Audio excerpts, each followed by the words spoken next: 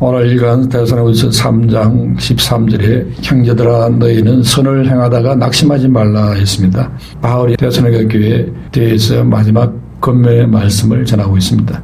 데살로니가 교회는 바울이 아주 짧은 시간 복음을 전하고 떠날 수밖에 없었던 교회였습니다. 또한 이 교회는 환난과 핍박 속에 있었던 교회입니다. 그리고 그 가운데서도 믿음의 역사와 사랑의 수고와 소망의 인내 가운데 든든히 섰던 교회입니다. 그럼에도 이 데살로니가 교회는 여전히 부족함이 있을 수밖에 없었습니다. 특별히 종말관과 거룩한 성결한 삶에 있어서 좀 부족했던 교회입니다. 그래서 바울이 여러 가지 사안들에 대해서 교훈을 주고 이제 마지막으로 애정이 담긴 당부와 축복의 말씀으로 끝을 맺고 있습니다. 첫 번째로 복음을 위해서 힘든 것을 견디는 선을 행하다가 낙심치 말라 했습니다. 이 데살로니가 교회는 핍박받고 있는 교회였습니다. 이미 바울이 빌립보에서 데살로니가로 가서 복음을 전할 때에 그때부터 핍박이 시작되지요. 이때에 경건한 헬라인과 기브인들도 예수님을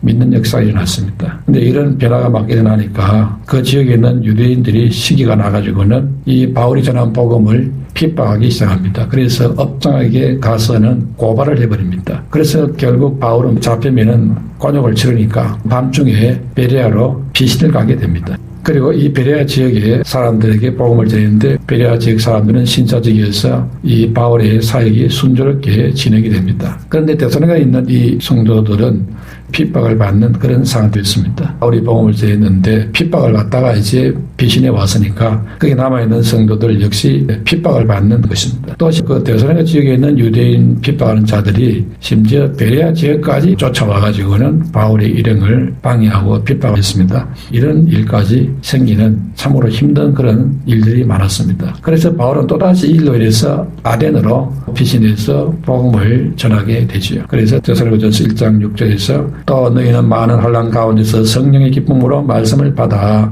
우리와 주를 본받는 자가 되었으니 했지요. 이렇게 데살로니가 성도들은 많은 환난 가운데서 성령의 기쁨으로 진리의 말씀을 받았다는 것입니다. 환난과 핍박 속에서도 성령께서 주시는 힘과 위로와 평강과 기쁨으로 이 복음의 말씀을 받고 믿음을 지켰다는 것입니다. 그래서 바울은 13절에 선을 행하다가 낙심하지 말라 이 말씀을 주고 있습니다. 여기서 선이라는 것은 영적이고 윤리적이고 물질적인 모든 선을 다 말하고 있습니다. 즉 주님이 기뻐하시는 뜻을 말하는 것입니다. 영적이고 육체적이고 정신적이고 윤리적이고 물질적인 모든 영역에서 주님의 뜻대로 사는 것이 바로 선이라는 것입니다. 그런 주님의 뜻으로 사는 그 삶에서 여러 가지 어려움이 찾아올 수 있습니다. 혹시 눈에 보이는 어떤 축복이 없더라도 낙심하지 말고 그 선을 행하라는 것입니다. 우리가 하는 이 일이 때로는 눈에 보이는 성과가 안 나타날 수도 있습니다. 성과는커녕 도리어 어렵고 힘들기만 할 때도 있습니다. 그러나 어떤 경우에라도 낙심치 말라는 것입니다. 분명히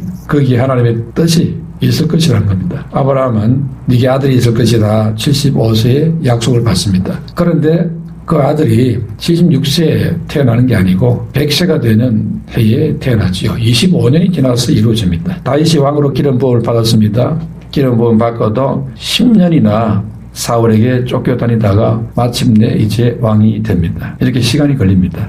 요셉은 형들에 의해서 애굽에 팔려가서 10년 이상을 노예살이하고 감옥에서 고생하고 합니다. 그러다가 하나님의 뜻을 이루어 국무총리로 이제 올라가게 되겠지요. 이렇게 힘든 시간들을 지나게 됩니다. 그 힘든 시간들을 잘 견뎌낼 때에 하나님이 쓰시는 귀한 그릇으로 써주시는 것입니다. 위대한 신앙의 선진들이 이런 길을 갔다는 것을 볼 수 있습니다. 그래서 갈라디아 6장 9절에 우리가 선을 행하되 낙심하지 말지니 피곤하지 아니하면 때가 이름에 거두리라 한 것입니다. 그래서 우리가 선을 행할 때에 낙심치 말아야 됩니다. 내가 하는 이 일이 믿음이고 이게 하나님의 뜻이다. 하나님이 기뻐하신 일이다. 그러면은 두려워하지 말고 하나님의 그 때를 기다리면서 인내하면서 가라는 것입니다. 하나님의 뜻 안에서 살아라는 것이죠. 그러면은 반드시 하나님의 영광을 보게 된다는 것입니다.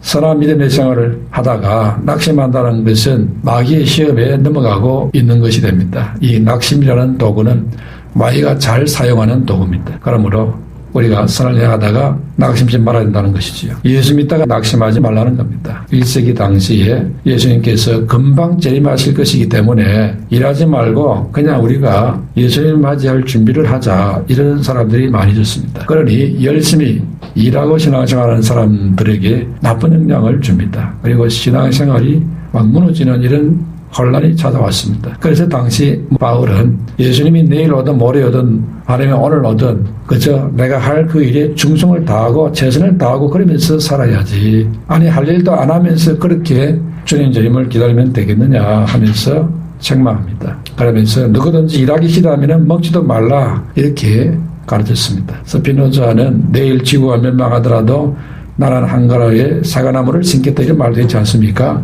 현실에 충실해야 한다는 것이지요.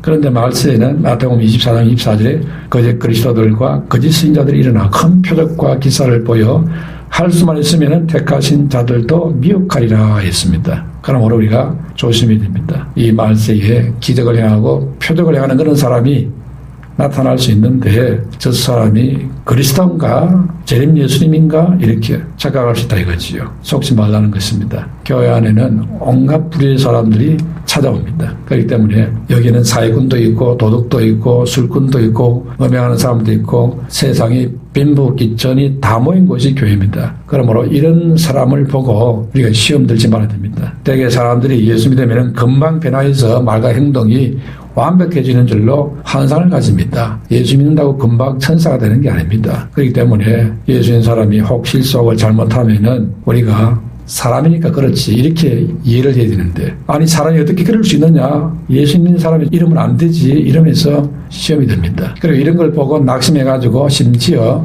신앙을 포기하는 사람도 있습니다. 그러나 분명히 알아야 될 것은 교회는 결코 완전한 사람이 모여서 신앙생활하는 곳이 아닙니다. 예수 믿어도 완전한 사람은 아직 아닙니다. 그러므로 사람을 보고 예수님을 따라가면 안 됩니다. 예수님을 보고 믿어야 그게 바른 신앙이 됩니다. 오직 주님만 바라보고 믿는 신앙이 되시기를 축원합니다. 그래서 오직 주님만 바라보고 기도하며 나아가는 그 신앙을 가르쳐 선을 행하는 믿음이라는 것입니다. 이런 선을 행하다가 혹 낙심이 올 수 있습니다. 먼저 믿은 성도가 내게 시험이 되고 낙심을 줄 수 있습니다. 그 믿음의 길, 그 선을 향하는 그 길을 가다가 낙심하지 말라, 그 영향받지 말라 이 말입니다. 그래서 누가복음 18장 7절에 예수께서 그들에게 항상 기도하고 낙심하지 말아야 할 것을 비유로 말씀하여 했습니다. 어떤 과부가 억울한 일을 당해서 재판관에게 호소를 했습니다. 그런데도 안 들어줍니다. 그러자 밤낮으로 찾아와가지고 내 억울한 사정을 풀어달라고 자꾸 호소하니까 나중에는 귀찮아서라도 떨어주었다는 이야기입니다. 그와 같이 하나님의 택함받은 자녀들이 밤낮 부르짖는데 하나님께서 왜 안 들어주시겠냐는 겁니다. 그러므로 낙심하지 말고 기도하라 했습니다. 예수님이 그렇게 말했습니다. 우리는 기도가 반드시 응답한다는 사실을 믿고 기도해야 될 줄로 믿습니다. 고린도서 4장 8절에 우리가 사방으로 우겨쌈을 당해도 쌓이지 아니하며 답답한 일을 당해도 낙심하지 아니하며 했습니다. 그런데 자기 생각처럼 쉽게 응답이 오지 않는다고 낙심하고 포기하는 사람도 있습니다. 그러나 만사가 다 때가 있고 그 때도 사람마다 다릅니다. 그러므로 기도하다가 속단도 하지 말고 낙심도 하지 말고 하나님의 때를 기다려야 되는 줄로 믿습니다. 다니엘이 기도를 했는데 응답이 안 나타났습니다. 그래도 낙심하지 않고 계속 기도했습니다. 그런데 친구들은 낙심이 다 나가버렸습니다. 혼자 남았습니다. 그러자 21일 만에 기도 응답이 왔습니다. 천사가 와서 응답을 주지요. 그러면서 응답이 늦은 이유에 대해서 말했습니다. 마귀가 21일 동안 응답을 막고 있었기 때문에 이제서 당도하게 됐다는 것입니다. 만약에 다니엘조차 낙심하고 기도를 포기했다면 응답을 들을 수 없었을 것입니다. 그러나 다니엘이 낙심하지 않고 계속 기도하니까 천사장이 나아가서 마귀와 싸워 마귀를 물리치고 그리고는 응답을 가져왔습니다. 그럼 우리가 계속 기도하면 낙심의 마귀가 무너지는 줄로 믿습니다.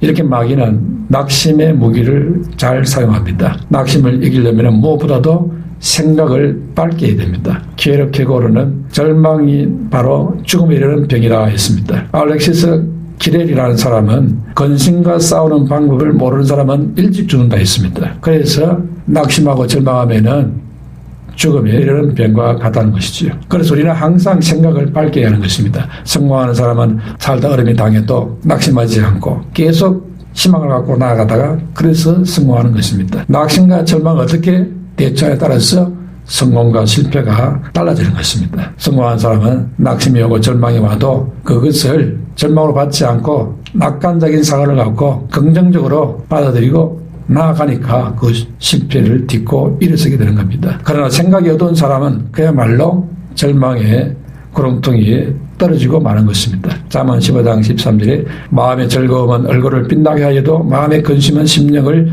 상하게 하느니라 했습니다. 어느 외과 의사가 말하기를 신앙이 없는 사람보다도 신앙이 있는 사람이 회복 속도가 훨씬 빠르다 했습니다. 그래서 하는 말이 그것은 예배 때 드려지는 말씀의 파장과 찬송의 힘이 그리고 기도의 신비 그런 것 때문에 그런 효과가 나타난다 했습니다. 말씀과 찬송과 기도의 힘으로 마귀가 가져주는 이 낙심을 날마다 없애버리니까 질병도 치료가 빨라지는 것입니다. 우리도 말씀과 찬송과 기도의 힘으로 마귀가 가져주는 이 낙심과 절망을 이기고 승리하는 축복의 사람이 되시기를 축원합니다.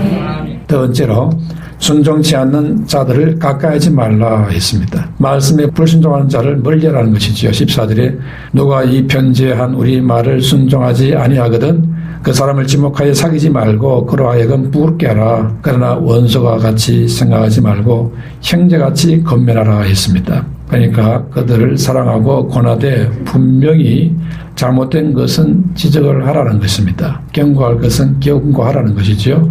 잘못된 행동을 그냥 묵인하고 그러면서 자꾸 가까이 하고 하면은 이래도 되는가 보다 오판할 수 있습니다. 그렇기 때문에 아닌 것은 진정 어린 마음으로 그거 아니라고 말을 해주라는 겁니다. 그래서 권할 것은 권하고 경각심을 가질 것은 돌아서게 만들라는 것입니다. 이것이 진정한 사랑이라는 것입니다. 안 그러고 그냥 묵인하고 감사주고 내버려두고 있으면은 이게 나중에 큰 문제가 됩니다. 그렇기 때문에 부끄럽게 하라 이 말은 부끄러워서 자신의 행동을 뉘우치고 회개하고 돌이키게 만들어라는 것입니다. 안 그러고 잘못된 것인데도 하나님 앞에 분명히 문제가 되는 건데도 계속 그냥 괜찮은 것처럼 방치하고 덮어주고 있으면은 결국 자신에게 수치가 되고 하나님의 영광을 가리게 되고 나중에는 큰 실족을 가져오게 만듭니다. 그러므로 그게 복음의 걸림돌이 되는 것이지요. 그래서 우리가 이 복음의 문을 막고 있을 수가 있습니다. 심지어는 세상 사람들이 저런 사람들 때문에 내가 교회에 안 간다 이렇게 말하는 그런 제공자가 될 수도 있는 것이지요. 그래서 우리는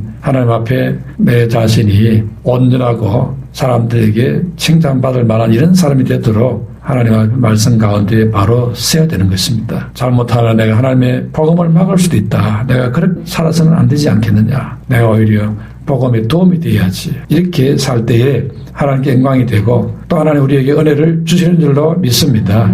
우리는 감사준다는 말이나 용서한다는 말의 의미를 어떨 때는 오해할 수가 있습니다. 그냥 좋은 게 좋다는 식으로 넘어가는 그것이 감사 주는 것은 아닙니다. 성경은 그렇게 말씀하지 않습니다. 책망할 것이 있다면 책망을 해야 된다는 것입니다. 아이를 훈계할 때도 때로는 매를 들라고도 말씀합니다. 요즘은 매드는 것은 아예 안 된다고 생각하는 그런 시대입니다만은 성경은 그렇게 말하지 않습니다. 그러면서 자기 몸처럼 사랑을 했습니다. 이것이 올바른 사랑이라는 것입니다. 잠언 23장 13절에 보면 아이를 훈계하지 아니하지 말라.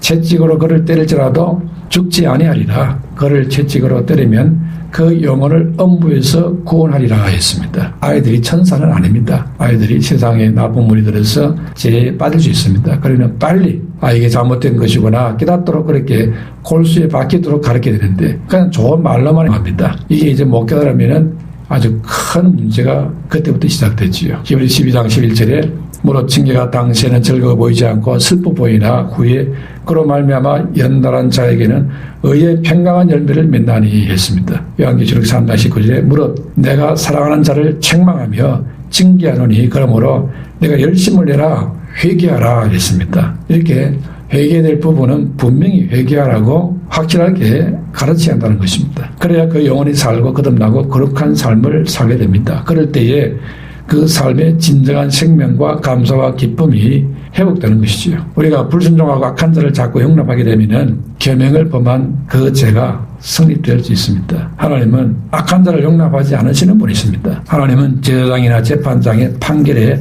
따르지 않고 제멋대로 행하는 자를 죽여서 이스라엘 중에서 악을 제해버리라 했습니다. 신명기 17장 12절에 사람의 말을 무법하게 행하고 내 하나님 여호와 앞에 서서 섬기는 제사장이나 재판장에게 듣지 아니하거든 그 사람을 죽여 이스라엘 중에서 악을 제하여 버리라. 그리하면 온 백성이 듣고 두려워하며 다시는 무법하게 행하지 아니하리라 했습니다. 예수님도 바리새인 사두개인 율법사의 서기관들을 놓고 종종 책망의 말씀을 하셨습니다. 마태복음 23장 13절에 화하실 진저 회식하는 서기관들과 바리새인들이여 너희는 천국문을 사람들 앞에서 닫고 너희도 들어가지 않고 들어가려는 자도 들어가지 못하게 하는도다.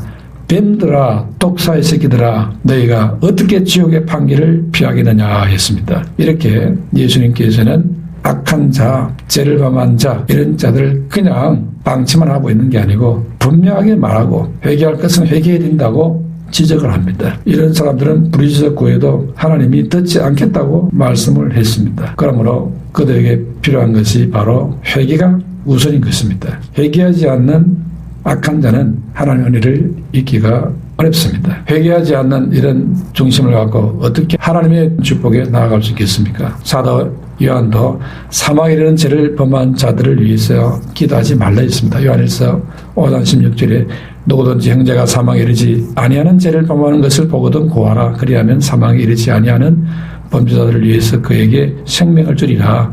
사망에 이르는 죄가 있으니 이에 관하여는 나는 고하라 하지 않노라.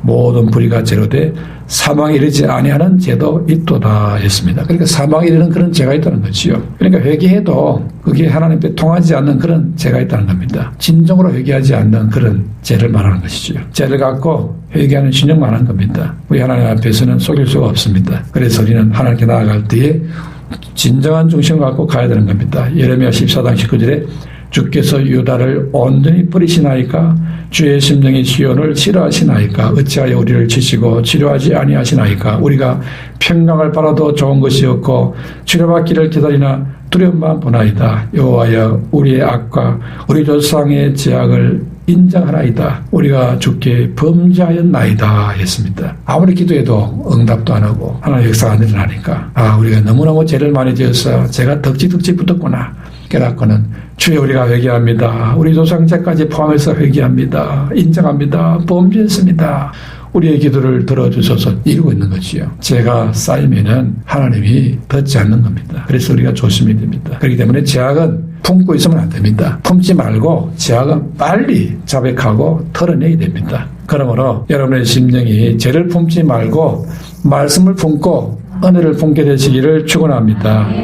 그래서 마음을 고쳐먹고 새로워질 때에 하나님이 역사하십니다. 시편 66편 18절에 내가 나의 마음에 죄악을 품었더라면 주께서 듣지 아니하시리라 했습니다. 이 죄를 품고 있으면은 하나님하고 덩을 지른 것과 같습니다. 그러니 기도도 안 되고 예배도 안 되고 다 막힙니다. 그래서 우리가 하나님의 법이 내 신비에 새겨져서 날마다 자신을 살펴서 거룩한 심령이 되어서 항상 기도가 상달되는 축복의 사람이 되시기를 축원합니다. 마지막 시간째로 항상 하나님의 평강과 은혜를 구하라 했습니다. 하나님은 은혜와 평강의 하나님이십니다. 일반적으로 평강이라는 것은 모든 일이 원하는 대로 잘 돼갈 때에 느끼는 잔잔함과 고요함과 기쁨과 만족 이런 걸 말합니다. 하지만은 그런 느낌들은 진정제를 먹거나 술을 마시거나 낮잠을 자거나 주변 사람으로부터 무슨 칭찬의 말을 들을 때도 느낄 수 있습니다. 오늘 본문에 바울이 언급하는 이 평강은 그런 수준의 평강을 말하는 게 아닙니다. 하나님의 평강은 사람 수준에서 만들어낼 수 있는 게 아닙니다. 사람이 만들 수 있는 평강은 언제든지 깨어질 수 있습니다. 오래 못 갑니다. 사람이 주는 평안은 상황이 잘못되거나 불안해지면 즉시 무너집니다. 그러나 하나님이 주시는 평안은 삶의 여러 상황이 변화가 와도 영향을 받지 않습니다. 하나님의 평안은 우리와 하나님 사이의 관계에서 나옵니다. 그러므로 하나님의 평안을 누린다는 것은 하나님께서 사랑으로 모든 것을 다스리고 계신다는 사실을 내 마음에 확신할 때 이게 생기는 것입니다. 그리스도인으로서 제사함 받는 사실을 하나님 앞에 확신하고 있을 때에 그때 내 마음에 평강이 옵니다. 이건 하나님과 나 사이의 관계의 문제인 것입니다. 세상에서 오는 게 아닌 것입니다. 그리스도인으로서 하나님께서 내게 신령한 것을 주셨고 약속의 말씀을 주셨고 이것은 이루어진다, 이런 믿음이 있을 때에 평강이 오는 것입니다. 그리고 천국이 우리의 목적지라는 사실을 확실히 믿을 때에 우리는 마음의 평강이 있습니다. 죽음이 코앞에 닥쳐도 흔들리지 않게 되는 것입니다. 이것이 바로 그리스도인이 하나님께로부터 받는 평강인 줄로 믿습니다. 그러면 우리는 이 하나님의 평강을 누리면서 살 수 있게 되는 것입니다. 하나님 주시는 이 평강은 우리가 소유하고 누릴 수 있는 특권인 것입니다. 그래서 세상 사람들은 누릴 수 없습니다. 하나님 주시는 이 평강은 또한 선물입니다. 16절에 평강의 주께서 친히 때마다 일마다 너에게 평강을 주시고 있습니다. 친히 이 말은 하나님께서 개인적으로 주신다는 것입니다. 하나님이 주시는 그 평강은 세상의 어떤 상황도 뛰어넘는 평강입니다. 환경의 영향도 받지 않습니다. 세상 것을 초월할 수 있습니다. 너무너무 놀라운 것입니다. 이는 어마어마한 하늘의 평안, 하나님 주시는 평강, 이것을 날마다 누리게 되시기를 축원합니다.